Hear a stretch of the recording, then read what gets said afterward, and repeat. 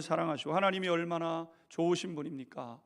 해와 달과 별을 주시고 숨쉬게 하시고 오늘 살아가게 하시고 내가 누리는 모든 것들이 하나님께로부터 왔는데 그 하나님의 거룩하신 이름이 모독받는 것이 다윗은 싫었던 것이죠.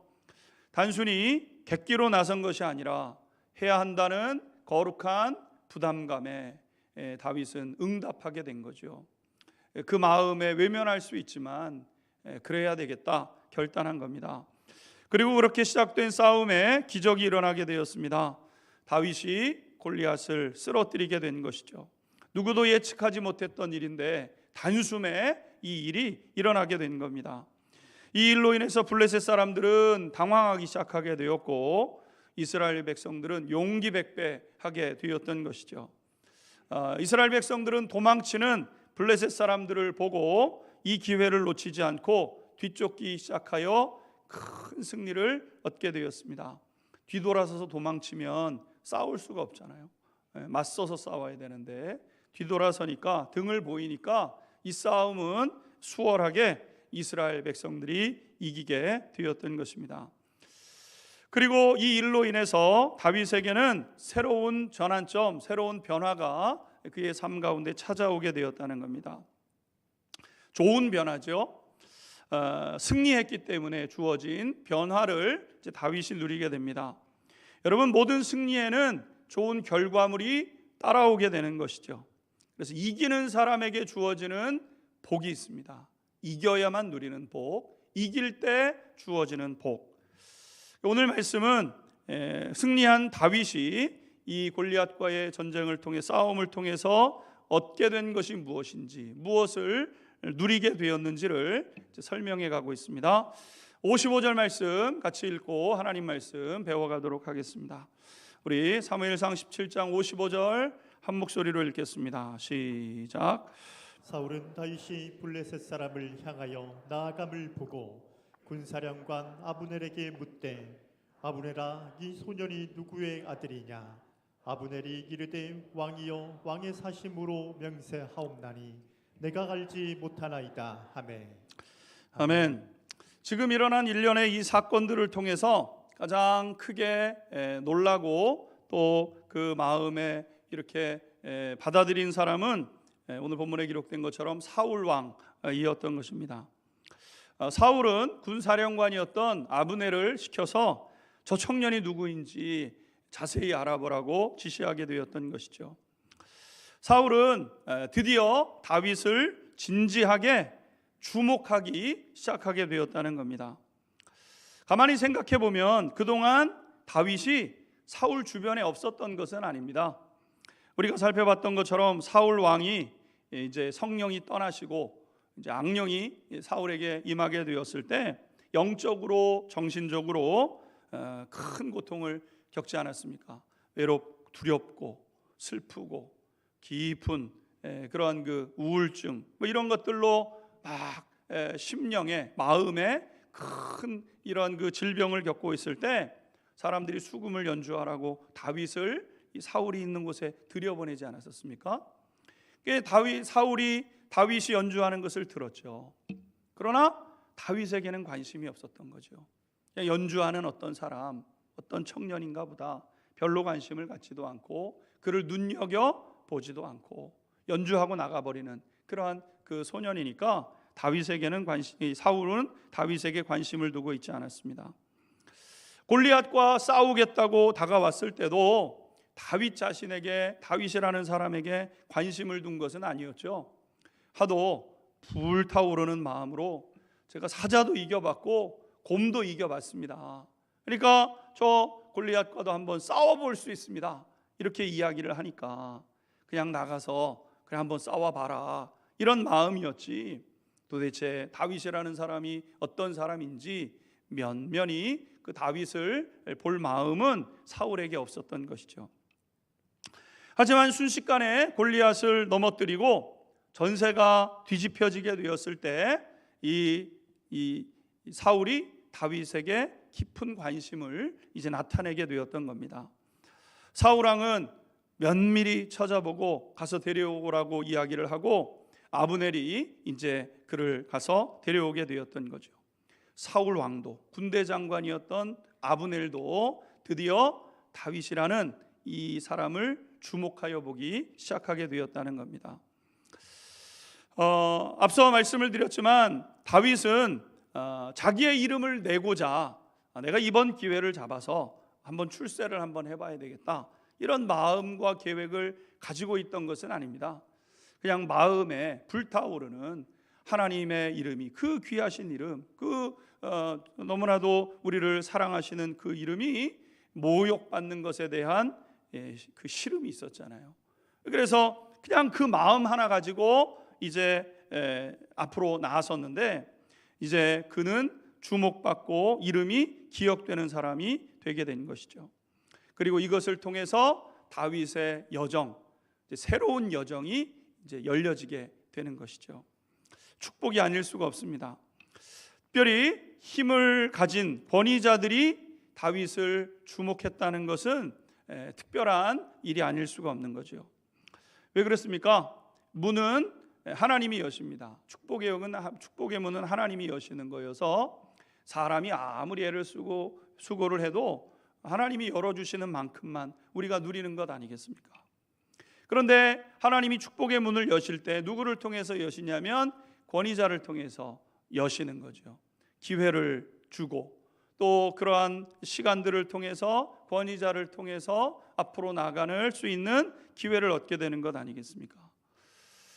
앞에서 말씀드렸던 것처럼 다윗은 애초부터 개인의 영달에 마음이 없었습니다. 하지만 새로운 여정을 이제 시작함에 있어서 하나님께서 지도자들에게 각인시키는, 다윗을 각인시키는 이러한 일들이 있게 되었던 것이죠. 이것이 하나님이 다윗에게 주신 첫 번째 보상이었던 겁니다. 다윗은 무슨 이득이나 이문을 위해서 일한 것 아니지만 그것은 고스란히 복이 되어져서, 그렇다고 연봉을 더 받은 것 아니죠. 그런데 분명한 것은 이제 주변에 있는 권위자들이 다윗을 주목하기 시작했다. 괜찮은 사람이구나, 정말 쓸만한 인재구나, 이렇게 이제 눈에 띄게 된 것 아니겠습니까? 그러기에 하나님을 향한 열망을 가지고 우리 앞에 도전해 오는 문제를 피할 이유가 없습니다. 하나님의 도우심을 구하면서 해결해 갈 때 이 복의 문이 이제 열려지게 되는 것이죠. 그렇게 할 때 하나님이 도와주시고 사람들이 주목하기 시작하게 되고 하나님의 역사가 이제 이루어지는 것 아니겠습니까? 바라기는 우리 성도님들 한 분 한 분마다 하나님께서 이 열어주시는 은혜, 여러분들의 이름이 기억되어지고 귀한 사람, 존귀한 사람들에게 여러분의 이름이 이렇게 나타나는 그런 은혜가 있게 되기를 주님의 이름으로 축원합니다. 두 번째 승리한 다윗의 보상은 무엇이었냐면 좋은 친구를 얻게 되었다는 것입니다. 사울이 다윗을 만난 후에 이어서 이제 다윗을 찾아온 사람이 있었는데 요나단이라는 사울의 아들이었다는 거예요. 자네는 누구인가? 베들레헴 사람 이새라는 분의 아들입니다. 이렇게 이야기를 하게 되죠. 이런저런 얘기를 다 마치고 기쁨과 칭찬의 대화가 끝나고 나서 사울의 아들 요나단이 이 사울을 다윗을 찾아오게 되었습니다. 18장 1절 같이 읽도록 하겠습니다. 18장 1절 말씀. 네, 1부, 2부, 3부 했는데 체크를 좀 해놓으시지. 자, 1절 성경 통해서 읽겠습니다. 같이 읽겠습니다. 시작. 다윗이 사울에게 말하기를 마침에 요나단의 마음이 다윗의 마음과 하나가 되어 요나단이 그를 자기 생명같이 사랑하니라. 아멘. 요나단이 찾아왔습니다. 그리고 이렇게 얘기합니다. 다윗의 자네의 용맹에 감탄하게 되었다네. 사실 이 요나단이 다윗을 주목하게 된 것은 주변에 있는 사람들도 다 다윗을 보기 시작했지만 특별히 요나단이 다윗을 딱 붙잡게 된 가장 결정적인 이유는 무엇이냐면 다윗의 모습 속에서 자기 모습이 보였기 때문에 그렇습니다. 자기의 모습. 우리가 아는 것처럼 블레셋과의 1차 전쟁에서 패색이 짙게 되었을 때 요나단이 이 문제 내가 일으켰으니까 내가 책임져야지, 다른 사람이 떠안으면 안 되지 않습니까? 이 문제 내가 일으켰으니까 내가 해결해 봐야지. 겁도 없이 무기 든 자기의 소년 하나 데리고 그리고 블레셋 진지로 들어가게 된 것 아니겠습니까? 우리가 요나단의 신앙 고백도 듣지 않았습니까? 하나님의 구원은 사람의 많고 적음에 있지 않지 않냐. 하나님이 도와주시면 우리 둘이지만 둘을 어떻게 하나님이 사용하시지 않겠느냐. 이 요나단의 신앙 고백 속에 그런 고백이 있었던 거죠. 기드온도 300용사 데리고 하나님이 이기게 하셨는데 올라가자. 그리고 올라갔는데 우리가 아는 것처럼 하나님이 역사하시기 시작하셔서 기적이 일어나서 1차전도 이기게 된 것 아니겠습니까? 2차전도 한참 밀리는 상황이어서 40일 내내 시달리고 있었던 차인데 아마 요나단이 나가서 싸우고 싶은 마음이 왜 없었겠습니까? 아버지를 설득을 해보려고 했겠죠. 근데 누구도 나서지 못하게 하고 또 누구도 나서지 않았죠. 그런데 이 다윗, 소년 다윗이 나타나서 이 골리앗을 무너뜨리게 된 겁니다. 내 모습이 다윗에게 보여지게 된 거죠. 결국 요나단은 다윗을 환영해주고 환대해주게 된 겁니다. 우리가 4절 말씀을 보시면은 요나단이 자기가 입었던 겉옷을 벗어 다윗에게 주었고 자기의 군복과 칼과 활과 띠도 그리하였더라. 이렇게 말씀하고 있습니다. 그러니까 이 요나단이 다윗에게 왕자가 입었었던 옷을 주고 칼을 주고 모든 무기를 이제 다윗에게 주었다는 거예요. 그러니까 너랑 나랑 다른 옷을 입는 사람이 아니라 같은 옷을 입는 같은 부류의 사람이야. 이제 너랑 나랑은 같이 가는 거야. 이렇게 지금 요나단이 다윗에게 이야기를 한 겁니다. 더 나아가서 요나단은 우리가 읽었던 1절 하반절에 있는 것처럼 자기 생명같이 다윗을 사랑하게 되었다. 이렇게 기록해 놓고 있죠. 동기상구라는 그 사자 성어가 있습니다. 유유상종과 비슷한 이제 말이라고 이제 되어 있던데요. 동기상구 이 무슨 뜻이냐면 기질과 뜻이 같은 사람끼리 서로 찾아서 모이더라 이런 뜻입니다. 기질과 뜻이 같은 사람들끼리 서로 그냥 그렇게 모여진다는 거예요. 이게 우리가 살아가는 사회의 모습이라는 거죠. 사람들이 막 어울려서 뒤엉켜서 사는 것 같지만 어느 시점이 되게 되면 어떤 목적을 가지고 기질을 가지고 같은 뜻을 가지고 있는 사람들끼리 한 곳에 모이게 되는 그런 일들이 이제 있다는 것이죠. 예를 들면 그렇습니다. 학문적 탐구를 좋아하는 사람들은 그런 사람들에게 관심이 가지 않습니까? 무슨 연예인이다, 무슨 스포츠 뭐 이런 데 별로 관심이 없습니다. 학자들은 내 학문적 어떤 그 성찰에 있어서 그것과 버금가거나 혹은 그것보다 뛰어나거나 그런 사람들에게 관심을 갖게 되고 그런 사람을 찾아가는 것 아니겠습니까? 그런 사람을 알아보게 되고 또 그런 그 사회 속에서 살다 보면 그런 사람을 만나게 되고 그런 사람과 대화를 나누다 보면 그 사람과 친밀해지게 되고 그리고 그 사람과 우정을 쌓게 되는 이런 일들이 있게 된다는 것이죠. 그것은 이 좋은 면에서만 그런 것이 아니라 나쁜 면에서도 그런 것 아니겠습니까? 예를 들어서 술을 좋아하는 사람들은 그런 원리로 같이 만나게 되는 거예요. 누가 술 잘 마신대더라. 아 그래? 얼마나 마신대? 이만큼 마신대. 아 그래? 그만큼 마신대? 나는 그거보다 더 마시는데. 이야기를 하다가 우연히 그러면 불러봐. 서로 만나서 술을 기울이다 보면 여러분 그런 사람들끼리 모여지는 것 아니겠습니까? 기술의 세계든 스포츠의 세계든 신앙의 세계든 우리가 관심을 가지고 있는 그곳에 내가 어느 정도 가지고 있는 역량에 있는 사람들의 수준만큼 만나게 되는 것이 우리가 살아가는 삶의 모습이라는 거죠. 그러기에 여러분 중요한 모습이 있습니다. 그게 뭐냐면요, 그런 사람을 만나려고 아무리 따라다녀도 사실은 그런 사람들을 만나기가 어렵죠. 그런 사람의 수준에 이르러야 그런 사람들을 만나게 되고 그런 사람들과 서로 영향을 주고받으면서 친분을 쌓고 친구가 되게 되는 것 아니겠습니까? 그러니까 다른 사람들을 만나려고 찾아다니기에 앞서서 나는 내 신앙적 수준이나 내 삶의 수준, 내 관심, 여러분 나는 그냥 사라지는 것을 막 좋아하면서 거룩하고 경건한 사람들과의 잠시의 만남은 될 수 있지만 여러분 깊은 교제가 될 수 없는 것 아니겠습니까? 그러니까 내 스스로 수준을 만들고 쌓아가고 이런 것들이 중요한 것이죠. 캐나다 작가였던 이 시드니 스미스라는 사람은 이런 얘기를 했습니다. 삶은 우정에 의해서 보다 풍성해진다. 사랑하고 사랑받는 것은 살아가는 데 있어서 최대의 행복이다. 그러니까 우리가 살아가는 데 있어서 누군가 함께 같은 목표와 같은 꿈을 가지고 같이 나아가는 사람이 있을 때 우리의 삶은 풍성해지는, 복되어지는 그러한 일들이 있게 된다는 거죠. 삶에 있어서 함께 동고동락할 친구를 얻은 사람은 복되다 할 수 있습니다. 고난이 다가올 때 큰 고통은 무엇이냐면 고통 자체도 괴롭지만 고통을 당하고 있는 그때에 함께 아파해 줄 수 있는 사람이 아무도 없다는 것이 더 큰 고통이죠. 살다 보면 질병도 찾아오죠. 사건도 일어나죠. 사고도 만나게 됩니다.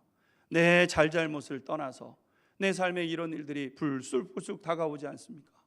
고통의 문제도 힘들어요. 근데 외로울 때 아무도 내 주변에 없어요. 이럴 때 우리의 인생은 더 괴로운 것이죠. 실패보다 더 큰 고통은 실패 속에 함께 해주는 이가 없을 때, 이것이 사람이 겪는 본질적인 고통 아니겠습니까? 아무도 없어요. 그래서 친구가 없고 우정을 나누지 못하는 사람만큼 불행한 사람도 없는 것이죠. 정말 잘 되기를 바라고 어떤 일이 있어도 믿어주고 심지어 생명마저도 아깝지 않다고 하고 그 친구를 생각하면 마음의 기쁨과 위로를 얻고 그런 사람이 있으면 복된데 네가 대신 살아, 이럴 수 있으면은요 얼마나 행복한 모습입니까? 좋은 친구를 얻고 그와 함께 우정을 쌓아가는 것은 복된 삶이죠. 많고 많은 사람이 아니라 다만 몇 사람이라 할지라도 좋은 친구만 있다면 우리의 삶은 윤택해지는 것 아니겠습니까? 무슨 일이 있을 때 힘들지 위로해 주면서 내일처럼 여기면서 나와 함께 내 곁을 지켜주고 있는 친구가 있다면 여러분 우리가 살아가면서 힘들고 고되고 마음 어렵지만 그러나 살 희망을 얻고 걸어갈 힘을 얻게 되는 것 아니겠습니까? 그래서 살아가면서 3명의 진정한 친구를 얻으면 성공한 인생이라고 하기까지 여러분 이런 말들이 있는 것 아니겠습니까? 수십 년을 살았는데 그까지 3명 친구 없겠는가? 그런데 여러분 우리가 살다 보면 정말 자기 일을 내일을 자기 일처럼 여기면서 옆에서 진실되게 나를 알아주고 챙겨주는 그 사람 한 사람 얻는 게 어렵지 않습니까? 다 자기 살기 바쁘고 자기 살기 어려운 세상이라서 여러분 친구를 위해서 그럴 수 있는 사람이 없어요.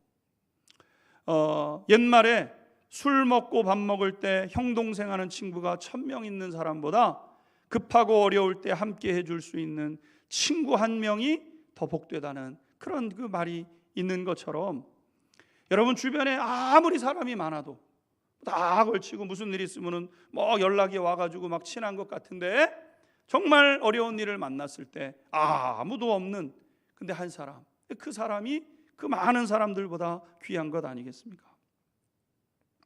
오늘 요나단이 그 한눈에 바로 그 사람을 알아보게 되죠. 다윗이라는 사람. 다윗을 발견하고 다윗에게서 자기 자신을 발견하고 자신보다 어렸지만 다윗이 한참 어렸지만 그의 용기에 마음이 끌리고 우정이 시작되게 되죠. 얼마나 요나단이 다윗을 사랑했냐 하면 나중에 보게 되면은 다윗에게 왕권을 물려주려고 마음을 먹지 않습니까? 그러니까 왕정시대니까 사울이 왕이면 요나단이 왕이 되는 게 당연한 겁니다. 그게 아니면 사사시대죠. 그러니까 왕정시대를 시작했기 때문에 사울이 왕이면 요나단이 왕이 되는 겁니다. 그런데 요나단이 다윗을 알아가면 알아갈수록 뭐라 그러냐면 야 나보다 네가 왕 되는 게 더 나은 것 같아. 그래 네가 왕해, 네가 왕. 이거는 어떤 전혀 사심 없이 정말 다윗 한 사람을 세워주고자 하는 이러한 그 마음이 요나단에게 있게 된 것 아니겠습니까? 여러분, 이 사건은 무엇을 통해서 있었습니까? 골리앗과 맞섰던 다윗의 그 용기와 결단을 통해서 다윗이 정말 이후에 두고두고 자신의 삶에 그러한 그 좋은 친구로서 자기를 도와주고 자기를 축복해주는 친구를 얻는 기회가 된 것이죠. 그렇습니다. 이처럼 다윗은 권위자의 주목을 받을 뿐만 아니라 좋은 친구를 얻게 된 거죠. 나는 오늘 이 아침 예배하는 우리 성도님들에게도 이렇게 좋은 친구, 특별히 신앙적으로 신앙의 수준을 높이세요. 신앙의 수준을 계속 높이세요. 좋은 친구를 만나게 됩니다. 신앙적으로도 좋은 친구를 만나는 우리 성도님들이 되시기를 주님의 이름으로 축원합니다. 마지막으로 승리한 다윗의 세 번째 보상은 무엇이냐면 도전을 통해서 가는 곳마다 성장하는 그러한 기회를 얻게 되었다는 겁니다. 5절 같이 읽도록 하겠습니다. 18장 5절 말씀 읽겠습니다. 시작. 다윗은 사울이 보내는 곳마다 가서 지혜롭게 행하매 사울이 그를 군대의 장으로 삼았더니 온 백성이 합당히 여겼고 사울의 신하들도 합당히 여겼더라. 아멘. 골리앗을 쓰러뜨린 후 사울 왕은 문제가 생길 때마다 누구를 찾냐면 다윗을 찾기 시작하게 되었다는 겁니다. 무슨 문제가 있어요? 해결이 잘 안 됩니다. 누구 보내지? 다윗 보내. 다윗 보내. 다윗을 보낸 거죠. 다윗은 사울이 보낸 곳에서마다 지혜롭게 행해서 문제를 해결해내기 시작했다는 겁니다. 다른 사람 문제 해결하지 못할 때 다윗은 어떻게든 그 문제를 해결해내기 시작하는 거예요. 여러분, 못해요 그럼 거기까지입니다. 우리의 삶의 한계는 아무리 어려워도 할 수 있습니다. 해볼게요. 해냅니다. 그러면 그 다음에 일들이 나타나게 되는 거죠. 음식점을 우리가 하더라도 여러 사람들의 입맛이 까다롭고 여러 가지 어려움이 있을 때 그 사람들의 그 입맛을 맞추면 여러분 그 가게는 계속해서 확장되고 열려져 가는 것 아니겠습니까? 못해요. 나는 여기까지예요 하고 포기하면 거기까지입니다. 다윗은 포기할 줄 몰랐다는 거죠.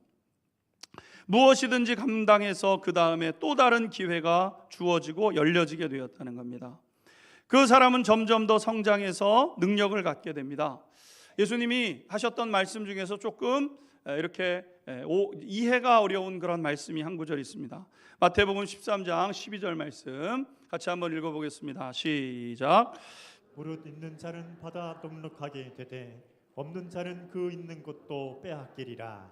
아멘. 하나님 나라 관점에서 보게 되면 다 평평하고 믿음이 있든 없든 소유가 있든 없든 다 똑같이 살아가고 서로 더불어서 다 우리가 모든 거 다 내려놓고 이렇게 이제 살아가는 것 아니겠습니까? 근데 예수님께서 뭐라고 말씀하셨냐면 있는 자는 받아 넉넉하게 되지만 없는 자는 그 있는 것마저도 없어진다는 거예요. 이거는 예수님이 이 세상이 살아가는 이 법칙 속에 있게 된다는 것 아니겠습니까? 그러니까 있다 하면 열려지는 거예요. 할 수 있고 감당할 수 있고 감당해야 된다고 여기고 그것을 해가면 여러분 그 삶의 영역이 열려지게 되는 거죠. 그러나 못하고 할 수 없고 여러 가지 이유 해야 될 많은 일들이 있는데 하지 않을 몇 가지 이유를 들어서 안 하면은요 그럼 거기까지입니다. 빼앗겨 버리는 거예요. 있는 것도 사라져 버리는 이것이 누구의 가르침이에요? 예수님의 가르침 아니겠습니까? 그래서 이 사실을 알고 있는 사람들은요 이 승리를 경험 도전을 즐기게 되는 것 아니겠습니까? 뒤에 보상이 따라오기 때문에. 말콤 글래드웰이라는 그 유명한 베스트셀러 작가가 유명한 사람들을 관찰하면서 이런 점을 하나 발견을 해서 이제 책을 쓴 적이 있습니다. 아웃라이어라는 책을 이제 썼는데 수많은 사람들이 읽었죠. 그 책의 첫 부분에 보게 되면 이런 질문을 합니다. 왜 캐나다 하키 선수들은 1월생이 많은가? 왜 역사상 가장 부유한 75명 중에 14명이 같은 시대 같은 나라 사람이어야 하는가? 역사 속에 제일 부유한 75명을 추렸는데 14명이 한 곳에 모여 있더라는 거예요. 같은 나라 같은 지역에 있더라는 거예요. 빌 게이츠는 타고난 컴퓨터 천재인가? 모차르트는 위대한 클래식 신동인가? 이렇게 이제 물어요. 이 말콤 글래드라는 사람이 주장하는 것은 이 사람이 다른 사람들보다 더 많은 기회를 가지고 얻었기 때문에 그렇게 되었다고 주장을 하는 거예요. 일례로 캐나다 하키 선수들이 그 몸을 쓰는 직업 아니겠습니까? 몸을 부딪히고 막 온 힘을 다해서 숨이 그냥 막 턱턱 막혀오는 그걸 하는 사람들이 캐나다 이 하키 선수들인데 체력 소모가 많은데 어려서부터 시작을 해야 됩니다. 그러니까 어려서 시작하면 1학년 유치부 이렇게 할 때는요 1월생이랑 12월생은 나이는 같을지 모르지만 같은 해에 태어났을지 모르지만 이 12월생이랑 1월생은 1년 차이가 나는 겁니다. 그러니까 이제 코치가 대회가 있고 경기가 있어서 기회를 주면은 누구에게 기회를 주냐면 몸집이 좀 크고 힘이 좀 있는 그러한 사람들한테 기회를 준다는 거죠. 누구겠습니까? 1월생들이 많다는 거예요. 1월생이 더 많은 기회를 얻어서 더 많은 성공을 경험하게 되고 더 많은 체험과 더 많은 그런 그 경험을 가지고 자기의 실력이 되게 되면 3학년, 4학년, 5학년 되고 프로가 되면은요 이제 따라갈 수가 없는 거죠. 그래서 이 캐나다 하키 선수의 1월생이 많은 것은 그들이 기회를 더 많이 얻었기 때문이라고 말콤 글래드웰은 그렇게 주장을 하고 있는 거예요. 그의 말을 어쨌든 사실 여부를 우리가 차치하고 우리가 분명히 기억해야 될 것은 기회의 선순환이 있어야 하는 것은 틀림이 없습니다. 기회가 없는데 여러분 복을 누릴 수 있습니까? 그럴 수 없다는 거예요. 기회가 많이 있어야죠.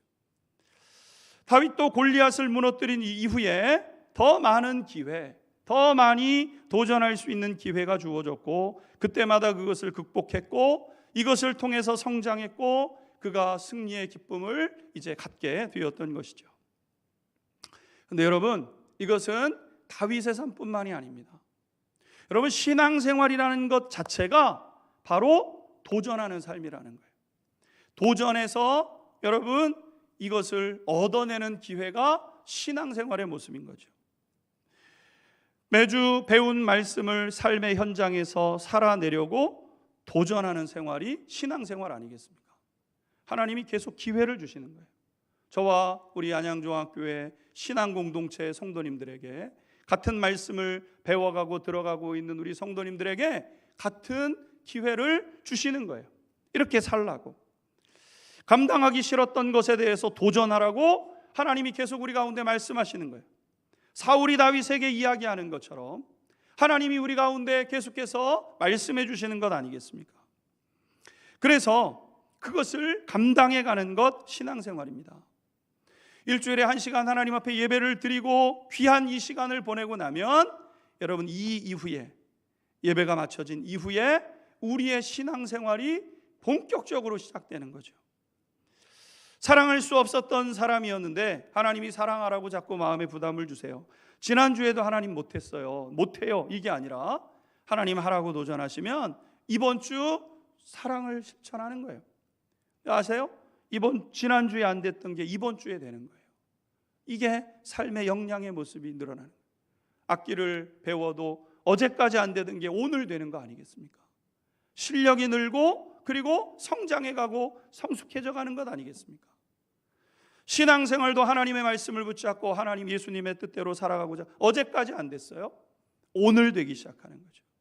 그럴 때 삶의 모습이 달라지고 우리의 생활이 바뀌어지고 하나님이 약속하신 복의 삶으로 나가는 거죠. 우리는 점점 더 성장하고 변화되고 강해지고 능력을 경험하는 것 아니겠습니까? 이 삶을 살았던 분이 사도 바울인데 사도 바울은 장차 얻게 될 면류관을 사모했습니다. 썩어져 버리는 세상 면류관이 아니라 변하지 않고 썩지 않는 영원한 면류관을 바라보면서 수없이 매를 맞고 옥에 갇히고 죽을 위험을 당하고 고통을 겪고 그래도 하나님의 인도하심을 구하고 도와주심을 구하면서 하나님의 도전에 하나님이 주시는 기회를 사도 바울이 꽉 붙잡고 믿음으로 행한 것 아니겠습니까? 그럴 때 사도 바울은 위대한 삶을 살아내게 된 것이고 사명 감당하고 기쁨으로 죽음을 맞이하고 하나님 앞에 나아간 분 아니겠습니까? 그러므로 사랑하는 성도 여러분, 하나님이 주시는 이 기회 말씀을 꽉 붙잡고 여러분의 삶의 자리에서 하나님이 주시는 기회를 선용해서 여러분의 삶을 더 복되고 귀한 삶으로 만들어 가시기를 주님의 이름으로 축원합니다. 하나님을 신뢰하고 성령님의 인도하심을 따라 도전하고 감당해내십시오. 이기면 보상이 따라옵니다. 하늘의 복은 이김으로 누리는 것이죠. 그로 인한 기쁨을 누리십시오. 다윗을 도우신 하나님께서 우리 안양중학교의 모든 성도님들을 도와가실 줄로 믿습니다. 기도하겠습니다. 다윗은 승리한 그 사실로 끝난 것이 아니라 그의 삶에 새로운 일들이 일어나게 되었습니다. 오늘 이 아침